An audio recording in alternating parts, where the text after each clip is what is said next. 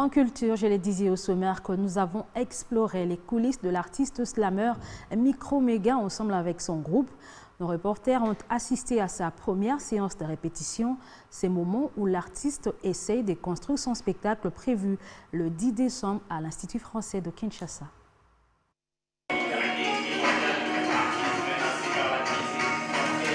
L'équipe est constituée du metteur en scène, du guitariste, le batteur, le chorégraphe et un slammer. Pour cette première phase annonçant la prestation scénique du 10 décembre prochain à Kinshasa. Au cours de cette première séance de répétition à l'espace Tongo et Lamou dans la commune de Bandalungwa, nous assistons à la construction totale du spectacle, de la chorégraphie en passant par la scénarisation et création des instruments afin de construire la prestation du mois prochain à l'Institut français de Kinshasa-Gombe. Ce travail de table porte sur l'esprit de créativité. Comment agencer les mouvements et les chansons qui vont être exposées. On a écouté ensemble et on a commencé à travailler sur autorité orale et égalité, le morceau égalité. Ensuite, on va travailler avec le metteur en scène et le chorégraphe d'un côté, parce que là, c'est la mise en scène. Et puis d'un autre côté, travailler avec les musiciens, voir comment ils vont interpréter.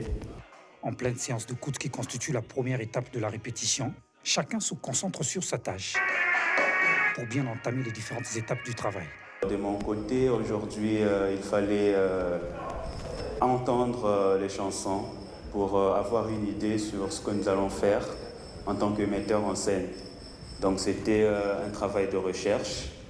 On a essayé d'écouter, de voir comment est-ce que nous allons aborder la scène dans les jours qui viennent, donc les prochaines répétitions.